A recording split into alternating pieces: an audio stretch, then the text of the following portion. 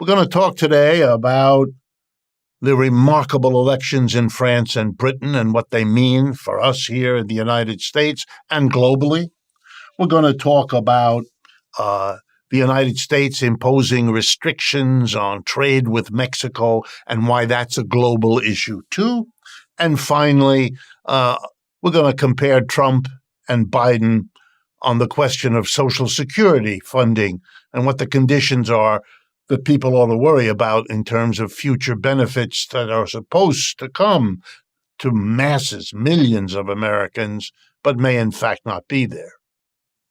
And then we'll have the second part of the program devoted to Dr. Harriet Fraad, talking about the radical changes in marriage and birth rates in the United States, but also globally, as the economic condition of women radically alters, and that, of course, touches all of us in multiple ways.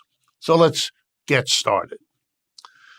A story about the elections that took place in July in France and in Britain is, of course, complicated by the fact that for many in the world outside of those countries, or at least outside of Europe, are not aware of those details about the elections and are relying on mass media to convey them.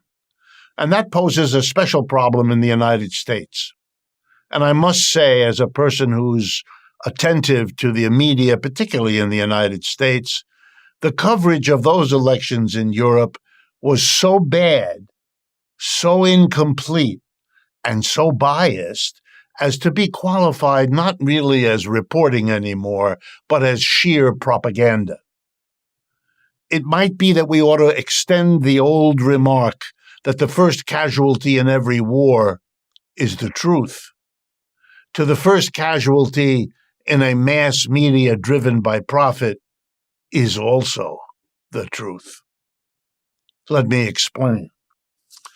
Prior to the elections in Britain for the parliament there, and in France for the National Assembly, effectively their parliament there, prior to those elections, the whole discussion in the United States had you believing that there was a good centrist president or leader on the one hand, and a profound challenge from the right wing on the other. In other words, the British and French were presented as though they were a kind of rerun of the United States, a centrist Biden challenged by a right-wing Trump. But that was not true. That was not the case. It should not have been presented that way, and the election results should have made the American media, mass media, most of them, ashamed and eager to excuse or explain how they could get it so wrong. But of course, we haven't had that. And I've waited a week or two or three before presenting this in the hopes that maybe it would show up, but it didn't. So let me briefly substitute for what you should have been told.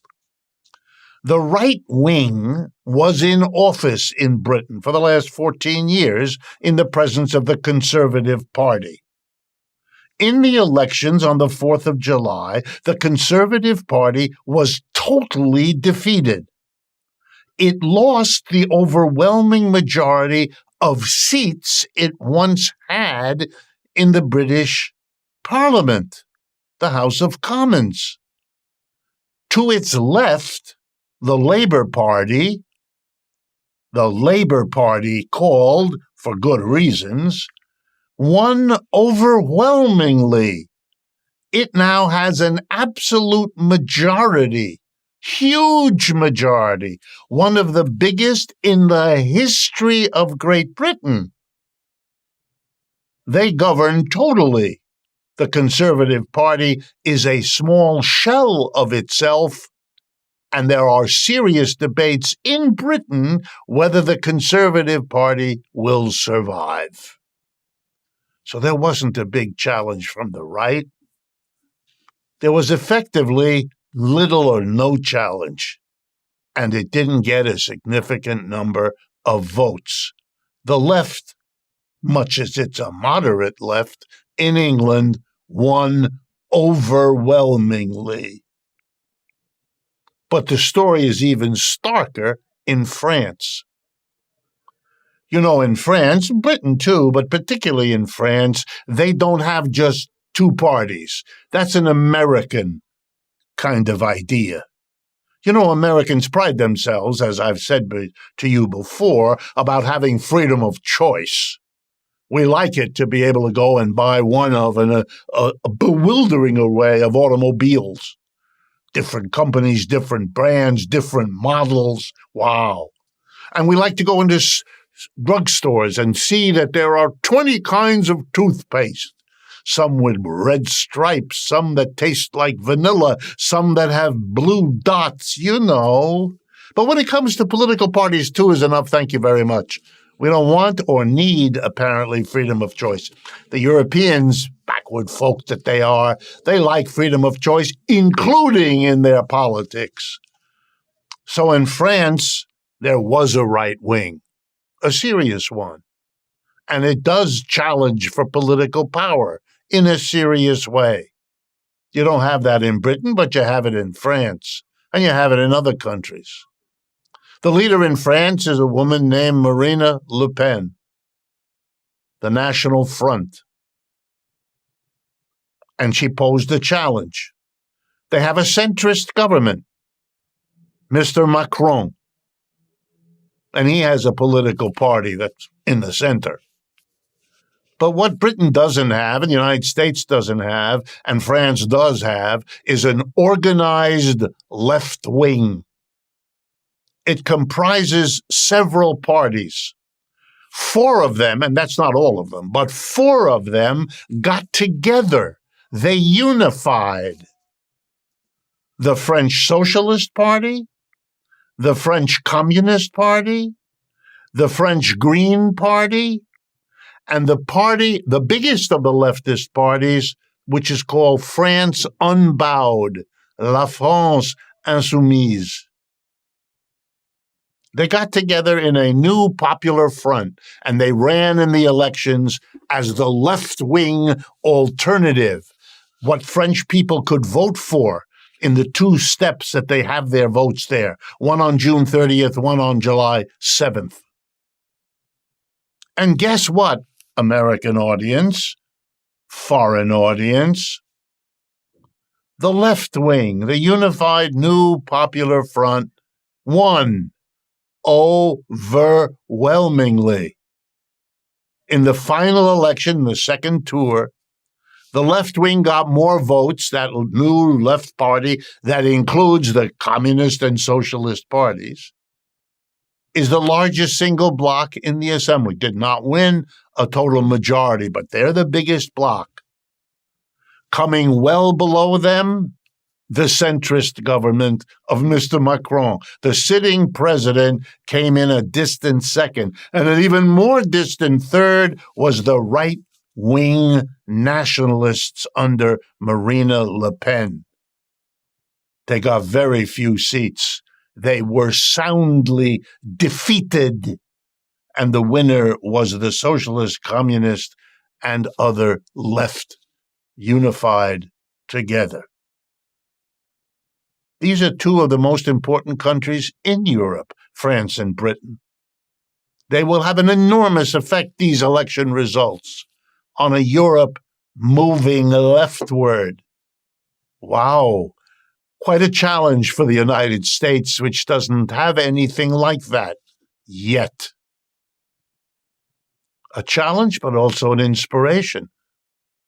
Imagine what would happen in the race that Americans now face between Trump and Biden if there were a real left alternative. If Bernie Sanders or AOC or who knows else might say, look, there is another way to go. Europe has told us what they're going to do if they have that opportunity, because they just did it. Think about it. It's not unimportant. I want to turn next to the United States punishing Mexico Why?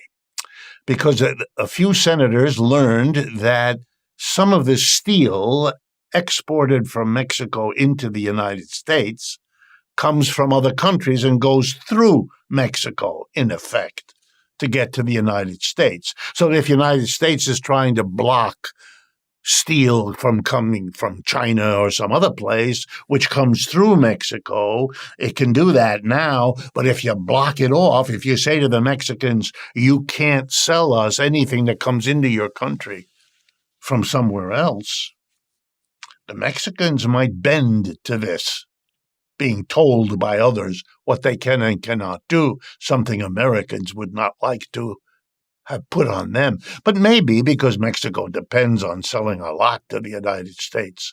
And the United States, those same senators, because it's a great photo op, want to do that to other countries. Because, of course, if China wants to sell steel to the United States and isn't allowed to, they don't have to go just through Mexico. They could go through, pick any one of the 190 other countries. And they will. And they already are. And what is exactly the United States going to do? Punish every country in the world that operates that way? You know what you're going to do then? You're going to self-destruct the United States, because you're going to force every country in the world to choose between dealing with the United States with all its rules and punishments or dealing with the BRICS, China and its allies. And as I have told you before, China and its allies are now a bigger, richer economic bloc than the United States and its allies, the G7. So if you're forcing the rest of the world step by step to choose, they're going to choose your enemy. This is not a strategy. It may be great as a photo op for a senator who wants to become Mr. Trump's vice president or has other ambitions and hopes nobody thinks through what it is they're doing. You know, like the decision to support Ukraine or Israel. Good for the political moment, but in the long run, terrible. The last economic update we'll have time for before our break has to do with Social Security. Look, here's the reality. Social Security could have been, should have been, but wasn't an obligation that the United States as a society undertook to say to people who have given a lifetime of work, we are not going to throw you on the dust heap of history when you get old. We respect you. We appreciate all you've given. We're going to give you a pension. You're going to pay into it, but it's an obligation. It's a kind of like children take care of their parents. But we didn't. We made it depend on taking money out of people's workers' pockets. Not rich people, they're exempted from most of their wealth. But average middle people and poor people, you pay out of your weekly paycheck.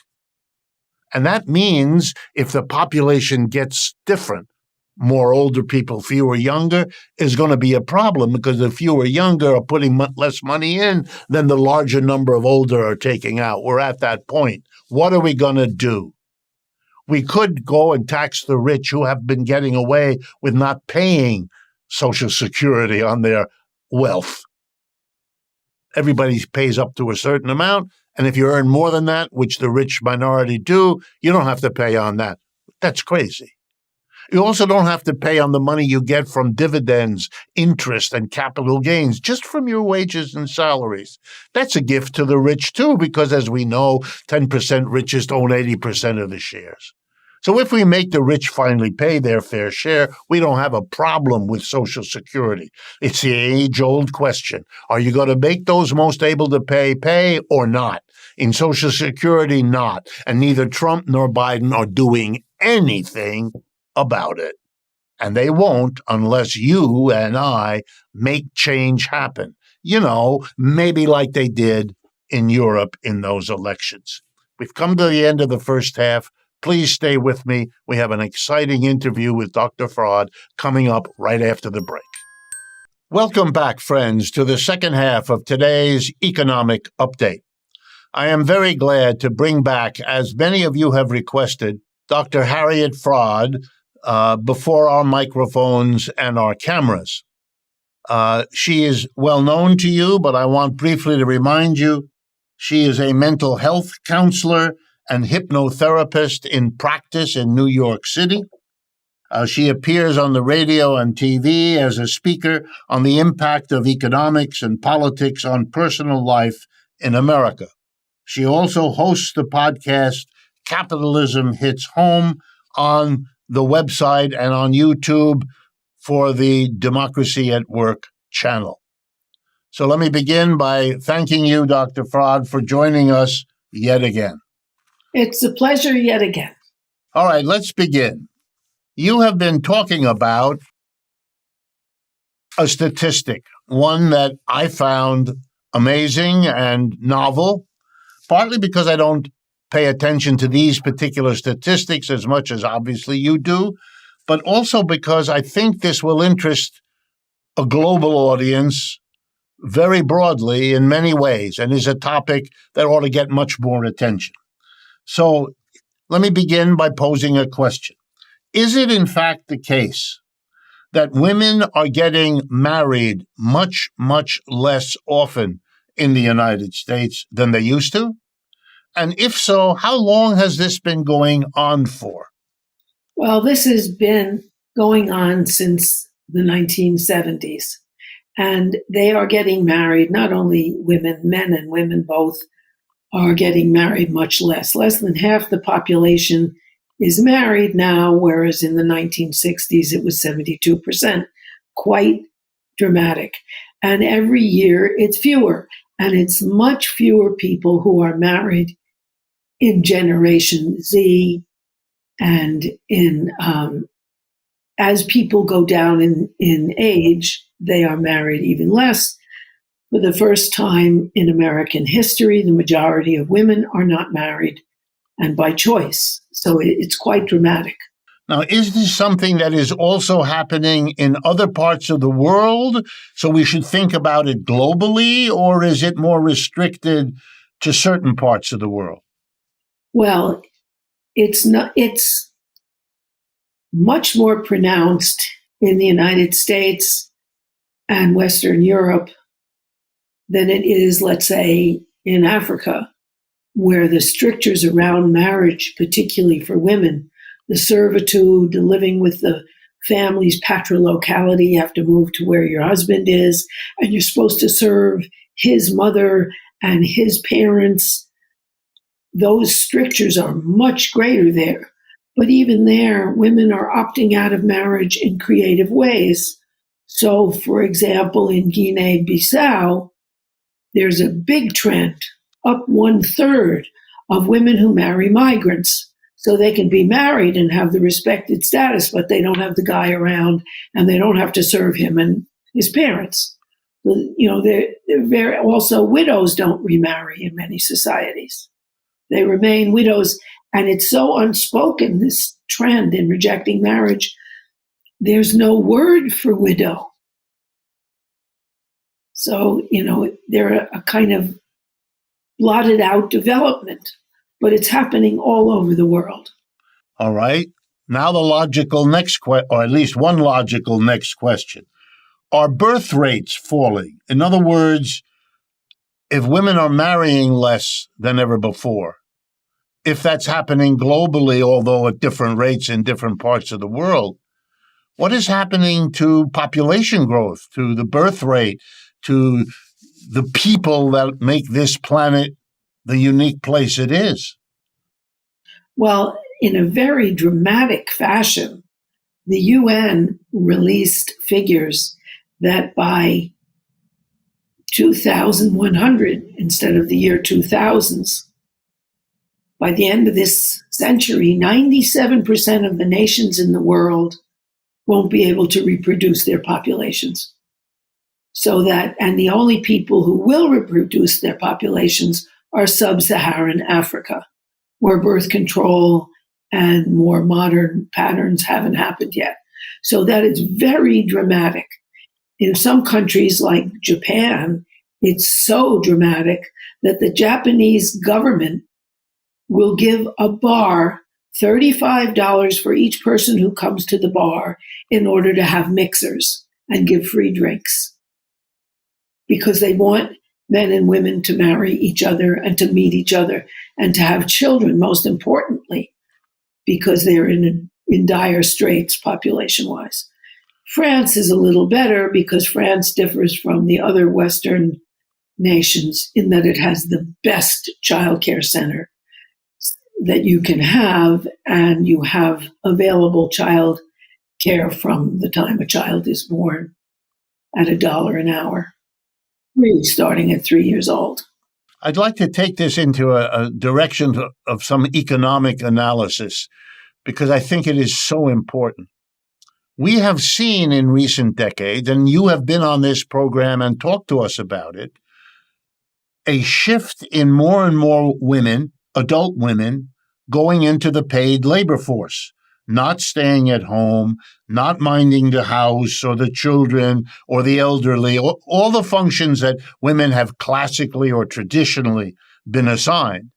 But that women, often in addition to all of that work, are now, in recent decades, going out more and more to compete with men to do paid labor in all the jobs that societies have. Now, let's put these two things together. This has been a fantastic boon for employers. They have had an enormous increase in the supply of what they buy, namely working people's time and energy and brains and muscles. And so they've been able to hire more. They've been able to take advantage of women and men competing for jobs, accepting lower wages or poorer conditions than they might otherwise have been able to get. So are you telling us, in effect, that what was good for the profitability of capitalists has radically altered the family as an institution, basically putting it under enormous strains without much support for how to survive that or how to find an alternative to it? Are we witnessing a kind of crisis of capitalism hidden because it's buried inside the family unit, which thinkers and media don't explore the way they might if it happened in the workplace? If that's not too absolutely murky. True. It's just very interesting that although children are born less and less in the United States, and also people are being married less and less, that is a class phenomenon. The top 1% are getting married and largely staying married. The middle and the poor are not. And Blacks are staying married and getting married less because they're poorer by and large in the United States. But it is, if you have the money,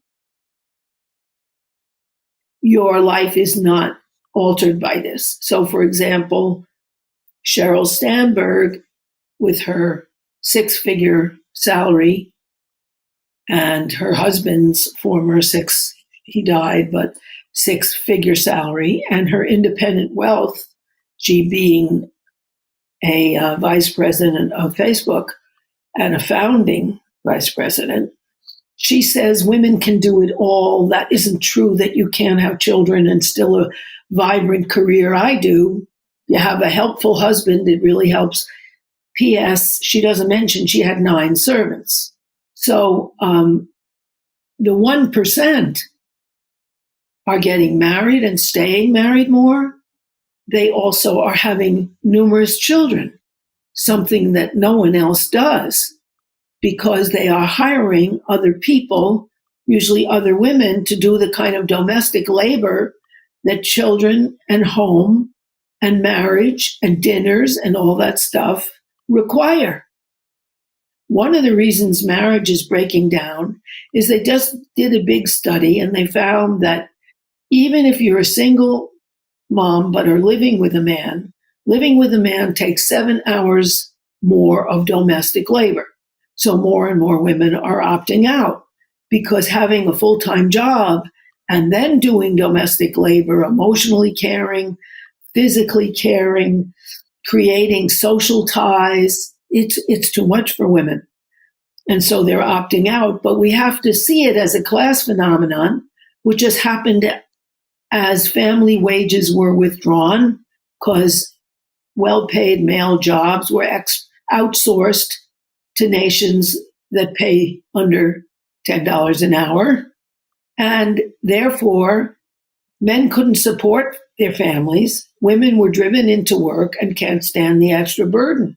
And men are under stress as well. So the basic institutions like marriage and child rearing have broken down. And that is the fault of the greed of the capitalism that this is happening. And it's indicative because the people to whom it is not happening are the top 1%. There's a book called Park Avenue Primates, which is a study of this by Wednesday Martin. She's looking at the top echelons and where their lives have not been altered by not getting married or getting formally divorced or getting informally divorced. Their marriages are intact and they have often numerous children, all going to expensive private schools and so on. So the irony of modern capitalism is to make the traditional family a luxury good. It is something only the rich can really enjoy. They can celebrate it. In addition to making it impossible for middle and lower income people to have that kind of a marriage, and the women are opting out, as your statistics show us, the irony here is really rich. You're taking away from the mass of people the affordability of the institution you celebrate, so you make them feel bad that they're not in what you have made it impossible for them to do, and you lord it over them literally by doing it yourself. Somebody ought to write that up, you or somebody, because it's a stunning window. When you add, which allow me, that men's wages have not gone up in recent decades the way women's have, because they've come into the labor force and been able to go up. You have created a family which can't survive, but on top of that, that the men are shortchanged relative to the women. For the women, it's a liberation of sorts. It's coming out of the house. It's getting into the workplace. It's getting some recognition, if not an equal amount, etc. But it puts the men in a relatively declining position. And then when you look at voting statistics, who's voting for Biden and who's voting for Trump, it's kind of clear how it matters what you're telling us. Is there anything, and we don't have much time left, but is there anything changing this? Or is what you are telling us something we can expect to continue and become more noticeable in the months and years ahead? It's being more noticeable. Marriage rates have gone down just in the last year. You know, it's more noticeable the world over as neoliberal capitalism has extended its hand. It's everywhere except sub-Saharan Africa. It's much less developed. But of course we can expect this. And what we have to do is include personal life in our organizing and create other forms so that people can live together. And there are these forms. I mean, there are in Oakland, California alone, 2 communities where single mothers raise their children together. We can create better jobs. We can create full universal childcare in the United States. You know, in the United States, the median salary for workers is $48,000. That's as many below as above. But if you have just one infant in daycare, it costs over $16,000, $16,500. We've come to the end. I know that it's always this way when you're on the show. We just get going and we run out of time. We will have you back. Thank you very, very much for the insights you bring. It's a whole nother dimension. It makes the programs richer than they would be otherwise, and we're all grateful for it. 朋友都知道我是很挑剔的，防晒乳我选 KISS 皇家呵护抗光清爽高防晒凝露，因为它有媲美蓝光神盾的抓藻植萃，保护我在阳光下延缓肌肤老化，维持青春弹力。可以防御工作环境里的3C 商品，各种光源对肌肤的伤害，擦起来清爽不黏腻。我特别喜欢它做到海洋友善，365天，天天抗光抗老化，是我的保养日常。你呢？呵护您，呵护全家人，专属你的 KISS Royal Care 抗光清爽高防晒凝露。